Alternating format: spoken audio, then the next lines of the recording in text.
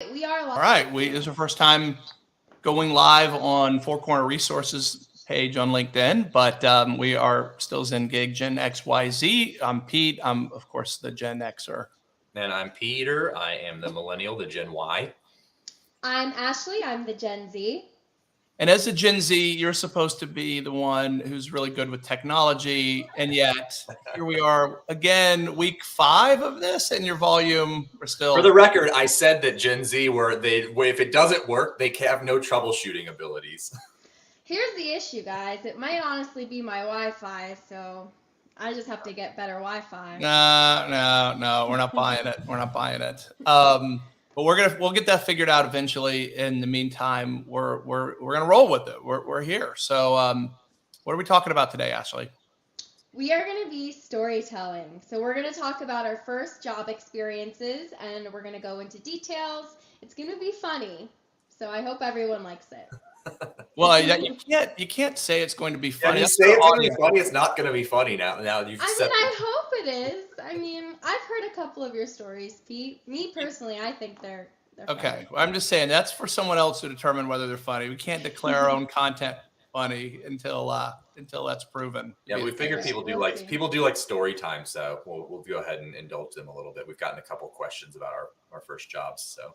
Now, Ashley, I don't see that we're live on Four Corner. I'm trying to find it on LinkedIn just real quick before we get started. But you see that? Oh, no, we are. There it is. Okay, let's roll. We're just a little delayed. So who's going first? You go first. You go first with your first job. So, okay. But before we get into that, like generationally, my children, of course, are Gen Z. And I'm surprised constantly, not anymore maybe because I'm used to it, by how few Gen Z kids work compared to like during the summer when I was in school. It was a given. I worked Christmas breaks, sometimes spring break. I worked, of course, all summer. But man, kids these days. When did you get your first job? My first job was when I was actually 15. Okay. So I think I was a freshman in high school at 15, so yeah. I was like, man, I need money. I want to buy like nice things. So I was like, okay, I need to find a job, especially since at the time all my friends were getting jobs. So I was just sitting at home doing nothing and everyone else was working. So I was like, something has to change. So I went to a town. It's like 2 towns away from mine, and I was with my best friend, and we were like looking for jobs. And I see a candy store, and I'm like, how fun would it be to work at a candy store? So I go in there, like everyone's good vibes, everyone's really nice. They hand me an application. I fill it out, give it to them next day, and they were super eager to interview me right away. So I was like, oh wow, okay. I was not prepared for that.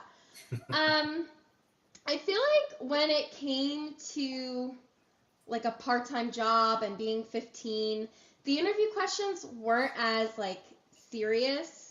I feel like she didn't really ask me a lot of questions. She was just like, why do you want to work? Why do you want to work specifically because I want money here? I know. Why do you specifically want to work here? Like, what do you think you could bring to the table? And she was like, tell me about yourself. So just like the basics, just trying to get to know me. And then like a couple days later, I got a call. I got hired. Super excited. She said we could eat any candy we want. Obviously, just don't like abuse it, but I was eating a lot of candy, like chocolate. Yeah, it sounds like a healthy first job. You're just like eating like sweets. Yeah. I was working the cash register. I got to like dip chocolate stuff sometimes. I had to help out with like kids' parties. I was loving it. It sounds like a great job, too, a fun job. So but it didn't last because I know the story. So what happened?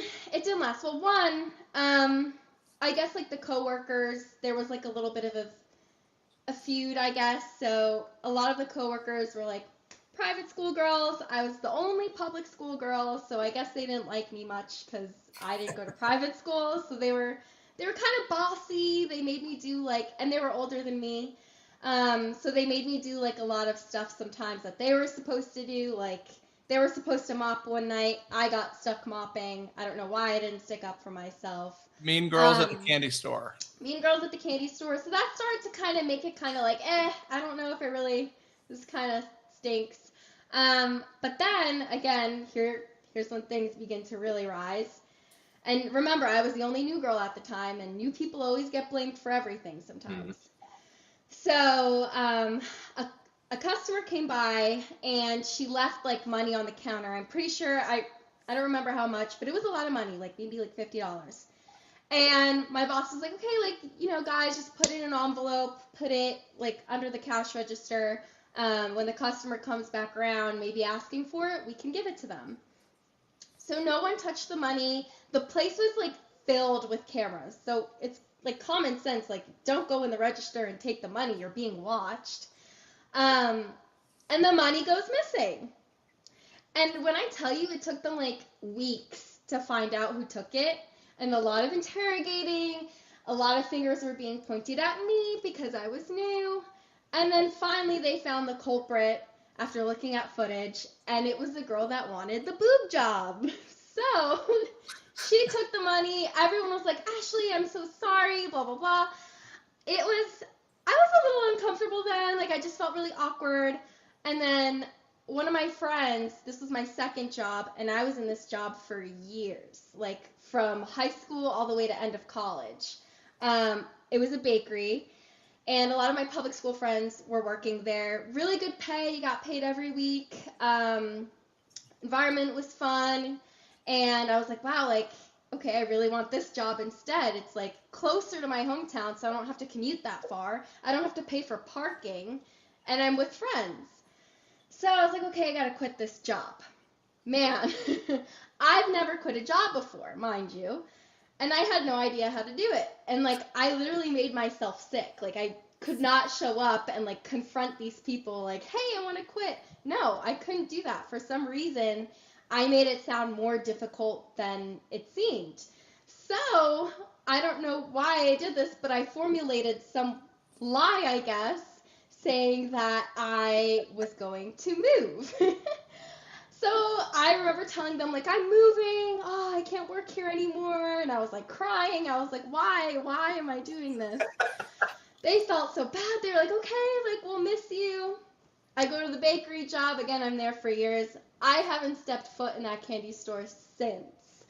I was, like, too nervous, obviously, to go there because they're going to be like, why are you moved? Why are you here? Yeah, so you made up a lie. You were the employee who lies, but did you give 2 weeks notice? I did. I gave 2 weeks. All right. So I guess then the reason's irrelevant. I'm going to be traveling soon. But they were like, no, it's fine. Like, work as long as you want. But, like, you don't have to stay the 2 weeks if you don't want to. But I still stayed. I wanted the extra money. All right. So first job, you stole from the cash register. No, you didn't. That wasn't you. Okay. No, I didn't. No. I'm so surprised that it took them a while to check the Like, wouldn't checking the cameras be the first thing you would do? I know. And especially, like, another weird thing that would always creep me out is they would constantly be looking at the cameras. Like, these people would be eating dinner and looking at the cameras, like the footage of us working. So the owners. I don't know how they didn't find who took the money sooner. I guess the girl who wanted the boob job was really good at stealing, I guess. I don't know how any of us didn't catch her either. I guess maybe it was a day she was working by herself. But, man, like, that time gave me a lot of anxiety. I was like, it's not me. Like, but again. All right. Like, so first job, not a good experience. Didn't end well. Didn't start well. It started well. Didn't end well. What'd you learn? What's your takeaway from it?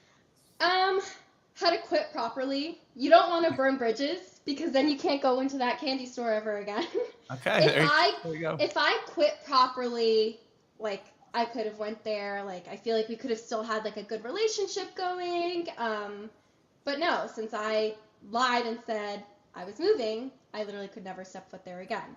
All right. So good lesson, right? You learned it young, and you hopefully didn't repeat it. Haven't repeated it since. You don't want to burn a bridge, right? I mean, that's something that is, I think you did it. You chose to do it in a weird way, right? That like, it's not like you ghosted them, you just stopped showing up, but that does happen a lot. People don't give notice, even if it's a bad situation. Of course, we think that everyone should always give proper notice. But But you just decided to make up an arbitrary. You went out of your way to like have this whole like narrative that you're like, if I would stay here forever if I could, but I'm moving to Alaska. Bye. Right.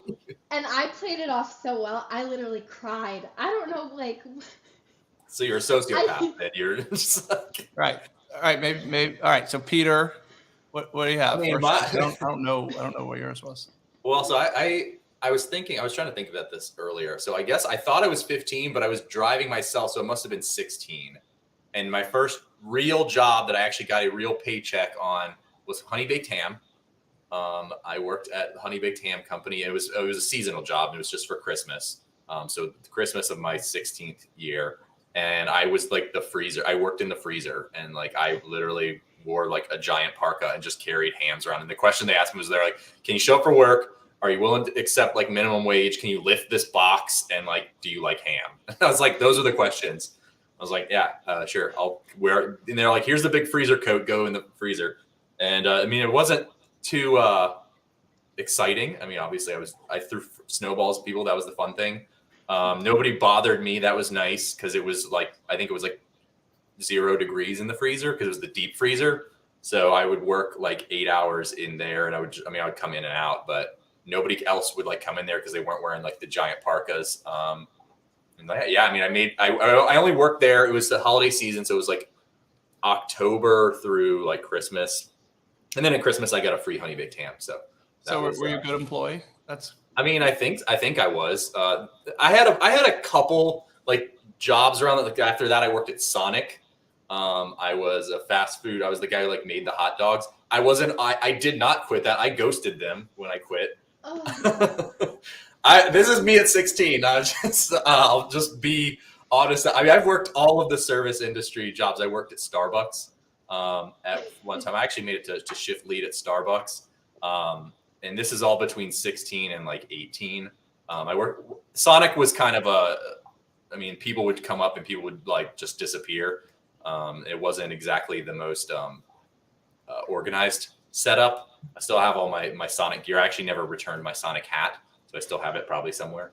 And yeah, sorry Sonic, if you're watching this. This was 15 years ago. So what did you learn? What lesson? Well, I mean, I learned, well, probably a little bit later on, that I did not really mind working in the service industry, and I learned how to quit properly after the fact, and that it did require me to kind of grow up a little bit more. But I did on a little bit less of a job related note. I think that all like people should probably work in the service industry or in retail or something to learn how to treat the workers there.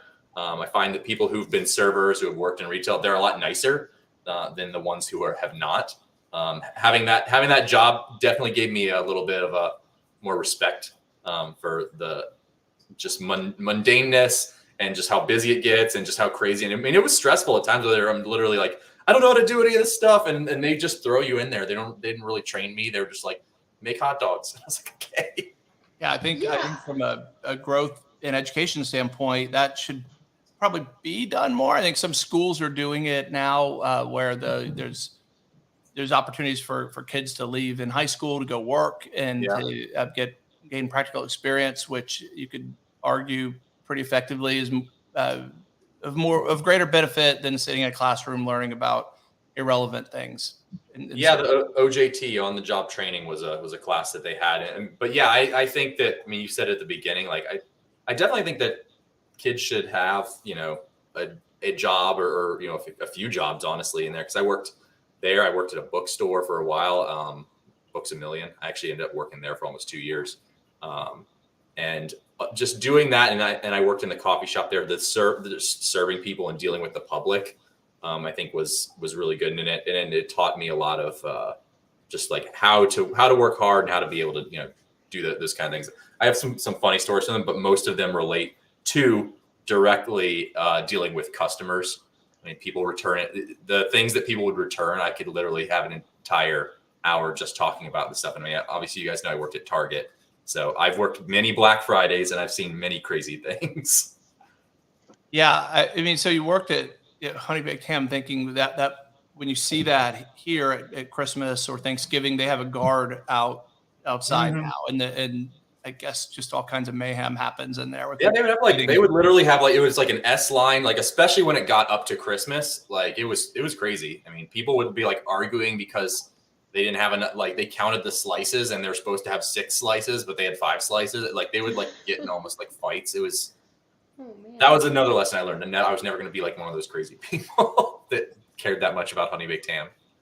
All right. So generationally, do you think that your generation, or there's some data on this, but do you think your generation works more than mine did as teenagers? I think actually probably not. And I think it's going it's different because we've obviously dealt with people working remote a lot. So we see especially younger generations currently people to have their first job doing data entry and stuff, which that's great. And it's obviously it's work, but it's not the same thing as literally spending 8 hours lifting boxes and doing. I mean, I was 16, so I'm lifting boxes, moving them from the freezer, moving them back. It was hot, working with the spiral cutting machine. Probably some OSHA violations there. The stuff that I did. I don't know how common that is, but maybe that's just because I'm not around people who are that age as much anymore. So you would probably have a better idea of that. Yeah, well, I mean, the statistics show, the data shows that significantly fewer teenagers work today than they did in my generation. So I'm not sure what the reason for that is exactly. I think parents. It wasn't because I needed to work. My parents were go. I mean, and the advice that they would give me, which at the time was kind of annoying, and probably today it's not even relevant. They'd be I put in an application online. They're what do you mean online? Go in there and ask for the manager and ask for a job. And I'm I gotta go up to every single store, literally down this strip mall, and ask to fill out. And half of them at this time, this was 2008-ish or 2006, I guess. I'm older than I thought. Where I'd be asking that, and they'd be they told me to go online. And my mom's no, you got to go back every day and ask for a job until they give you an interview for these things. So look, I mean that was normal. They're giving me their advice from when they were a kid. Well, and I think that has been enforced, or parents have carried that forward significantly less now than than what they were raised doing. I mean, because my generation is one that really was raised one way, and now we're seeing how they're raising their children who are teens or young adults. And we're easier on our kids than our parents were on us, which is which I don't know is a good idea, right? I'm sure some of the kids and young adults would say it is because they feel like they were that's how parenting should be, but I don't know that leads to good results, right? I mean, it's an interesting. Well, did you ever have to go and ask for a job? Go just ask in a shop and just be hey, can I get a job here? Go shop to shop. Yeah, of course. I mean, of course, it's what you did. You showed up. I mean, there was no applying online. There was that didn't exist. There was no. You didn't call. Maybe you looked in the newspaper to see what the jobs were, but for the most part, it was door to door. I mean, the first job that I I walked to, and I had a range of jobs within walking distance, right? I mean, that was my options. And so the one that hired me that first summer when I was 15 was a gas station down the street. So my job was to stand there and pump gas all day for anyone, which, in the sun. And it was terrible. And my other part of the job, which actually, she's smiling because she knows the story, I had to clean the bathrooms. And so that was it. Pumping gas, cleaning windshields, taking payment, cleaning the bathrooms. And the only other employee was this mechanic who was just a massive human. I mean, I think he's the largest person I've ever seen. So it was right out of Central Casting. This guy was just giant and covered in grease, and he would eat all day and didn't care that he was filthy and greasy. He would just eat and then use the bathroom. And I was this is just. And then make you clean it. Well, the timing, it was at the end of the summer, and I was done. I was I got to get out of here. And this guy's name was Joe, and Joe went in the bathroom, and just it was a bad day. It was probably the hottest day of the summer. It was filthy. And I could not be in this bathroom without holding my breath. And so, it was just, that was it. That was the last day. I was done. Joe blew up the bathroom, last day for me on that job. But my point is, the jobs I had after that, I had to show up. I had to show up, fill out an application, ask if they were hiring, and that's how you did it. And that requires a lot more effort today. So that's sort of contradictory, right? It's easy to find jobs for kids today. You apply online, but yet significantly fewer of them work. Why do you think that is? I gotta think it's just because maybe because people had to do that, and they're like, I don't want my little Johnny to have to go clean up, Joe's blown up bathroom in the gas station. Like, I don't want to have. So maybe it's with good intentions, but and now I'm sounding like the boomer, like kids these days don't work. I feel like also it could be like time. So after school they get off. Like I remember I got off at like 2:30. After 2:30 you had sports, and then you had like homework or something. So maybe kids nowadays are taking on a lot more extracurricular activities or sports, or maybe like the workload's different, and maybe they just don't have time to get a job. Maybe like the hours just don't work anymore. My parents made me get it because of the point of having a job. It wasn't because I was making so much money, and it was literally like they're like I worked, I think, like 5 hours. Like the very first one, the honey baked ham, was I worked weekends and stuff because it was, but like at Sonic, and then so I would work like the weekends, and it wasn't like I was working 40 hours a week. I was working like 2 shifts a week until like graduated high school, and then like between like college and everything, like I would work maybe 3 days a week. So it was more to have a job than to make money, support myself or anything like that. I think kids also just don't want to work, because I remember nobody wants to work. No one wants to work. We know that. Especially like kids though. So when I was working at the bakery my senior year of college, those freshmen in high school were coming in. Man, the amount of times that these kids would call out, all because they didn't want to work. And like they'd personally tell me, like, I'm not sick, I just don't want to work. And so are you saying in your generation has less of a work ethic than prior generations? Possibly. I think so. The generation or the age? Because I mean, teenagers, like, I feel like, let's just say if there were work from home jobs for kids, oh my God, kids would be on top of that. I just feel like kids just love like technology so much right now, and that's all they're involved with, that nothing else is important.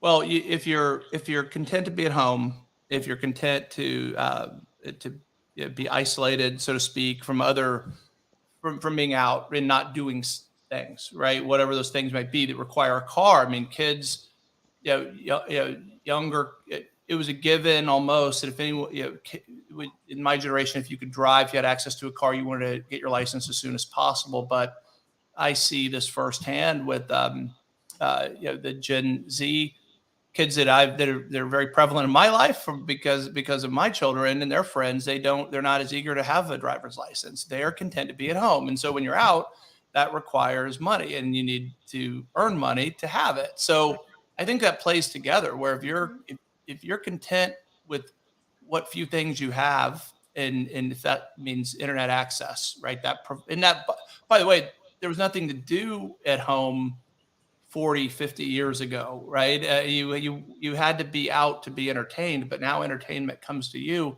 And so I think that's lessened. I think that's hurt ambition and the need to go out and make money, because if you don't want for something, why would you need to go earn? And I think that's detrimental. I really do. And that now I sound like, I mean, that's my job on this, to sound like the old guy, because I am the old guy. But you look at that, how things tie together. Someone made a comment to one of our LinkedIn posts the other day about being isolated at home, and they were defending that, right? Because that is one of the drawbacks, I believe, of remote work, is young people who don't yet have a big social network or professional network are going to have a difficult time building it when you're home, especially if you live alone. And I don't think that's good for your social, professional, mental development, whatever you want to call it, all the above. And so this person was making the opposite case. And because being isolated and with technology is what Generation Z finds comfort in many cases, I believe. Well, the argument I think would be that people are on social media, so they're, and like right now I'm alone, but I'm not really alone. So I'm talking to you guys. I feel like a lot of Netflix movies are starting to kind of bring that like to attention. So there's a Netflix movie called Jexy. It's really funny. And it's basically like a guy, and he's like grows up just having a phone with him the whole time. He's constantly playing games on it. He's on social media. And as he gets older and he's an adult, he never leaves his apartment. Like his phone is his best friend, and his coworkers will be like, "Hey, like join our kickball league, or let's go grab drinks," and he won't go. So then like someone like his Siri, instead of Siri, it's Jexy. She starts like telling him what to do and like telling him like go out and like have a life, like you need to change your life. I'm here to make your life better. So it just shows like how much he missed out while being glued to his phone, isolated at home, versus getting out and getting that real life experience. Yeah, I mean, so it's definitely, I think that's with the rise of like social anxiety. I mean, people have always been socially anxious. My first jobs, I was stressed out. I was anxious. Like there were times when I was like, I don't want to do this. Like I had to have a difficult conversation with a manager. Yeah. And there was the first times I had to ask off. Like I was super nervous. Like it was not, if I did not have to do that, I would not have done that. It was like, I hated it. And I'm not like a super extroverted person naturally. So doing those things was awful. I mean, now looking back, I'm like, it's glad that I did them. And now I've got the stories and now I've got the perspective of it. So I think a little bit of hardship is good for you. And I feel like it also like helps shape us in a way. So I remember when I was working at the bakery and I first started, I had like barely any social skills. I didn't know how to deal with angry customers. This lady got mad at me because I didn't cut her bagel all the way through. And like when she went to go open it in the car, like everything kind of just fell apart and stuff. She came in screaming at me. She was like, "You shouldn't work here, blah, blah, blah. You didn't cut my bagel in half." And I'm just sitting there like, oh my God, like, what do I even say? So I like offered to make her a new one, blah, blah, but like she would not take it. So at that point, like my manager had to step in and like kind of handle her because she was being too much. But I mean, after being around all that and that constantly coming around, like I developed skills on how to like handle those situations just like my manager would. So and so that's all tied together, right? Those skills, be it social skills, learning responsibility and accountability, and dealing with difficult people, which adversity. You had people being mean to you, right? Escalating conflict is like the number one thing in customer service. Yeah, and most summers I worked construction from high school to college, and it certainly taught me what I did not want to do. It showed at the time a college degree meant more than I think it does today, right? A college degree was almost a path to a white collar job, if you will. I don't think it is anymore, but that's a different episode. But then it was. And so I thought, well, I have to stay in school, not to sound cliche, and stay committed to this. So I don't have to do what I was doing, work in the sun, work with my hands, and carrying heavy stuff, and working construction is not a glamorous thing to do. So that taught me what I didn't want to do as much as anything else. So these early jobs do shape you to a significant degree. And now that the younger generation isn't working as much, I think that's. I wonder if we're gonna have like people they're working in these white collar. They're sitting here entering numbers on a spreadsheet. They're gonna do like the Office Space, like where they want to go work construction, go work with their hands. Yeah, definitely. Like I was fine with most of the dealing with customers and stuff. I mean, I've worked Black Fridays. I've been at 3 a.m. with a woman coming in and yelling at us that her it was one of those Power Wheels, but it was a Volkswagen Bug Power Wheel, and she wanted the Mercedes G-Wagon Power Wheel because she wasn't poor, and her son needed to get the luxury one, but it was only 30% off the Volkswagen Bug one, but she wanted 30% off the G-Wagon. And because she wasn't poor, it didn't matter to her, but she wanted that one. This was literally, it was like an hour long, like irate woman at 3 a.m. So I had to deal with that. And I'm like, I can pretty much deal with any interpersonal conflict now. Like, and I had to not tell her that she was the worst person. I'd be like, oh, I totally understand, but this one, this is this and this.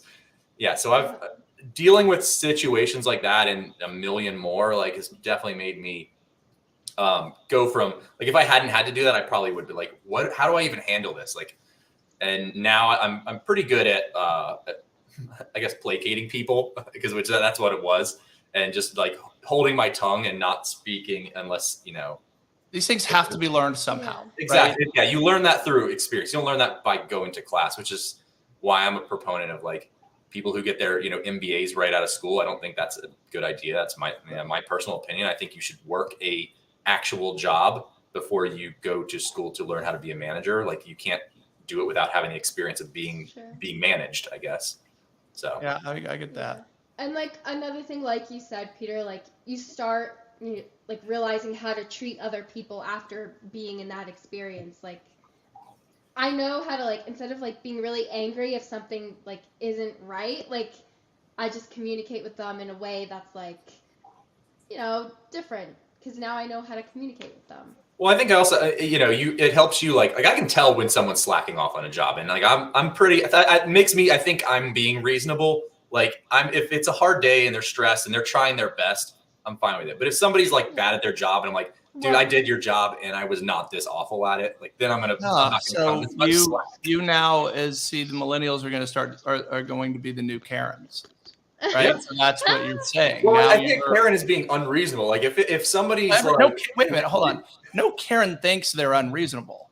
That's the entire point of being a Karen, is that you think you're justified in what you're doing. I guess that's true, but I mean, I would never scream at someone, but I'm not gonna be like as forgiving if somebody's like doing something that I'll go to Target as I worked there, and if I see somebody, I'm like, I know what your best practice is, and you're not doing it. Yeah, so I hate to break this to you, but you are the Karen. You're I bet you let them know you worked at Target, and that I actually don't tell people that anymore. And then I have done that before. And then you ask the manager.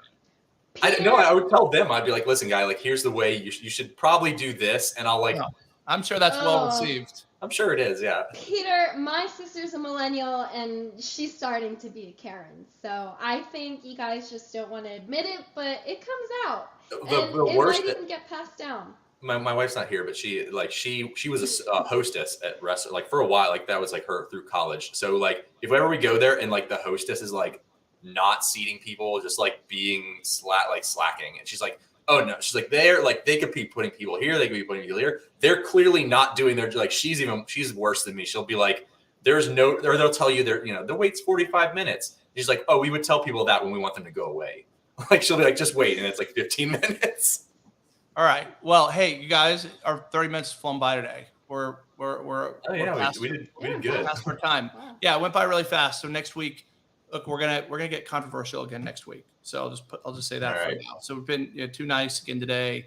Everyone's too supportive of each other. So we're going controversial next week. So be ready for that topic.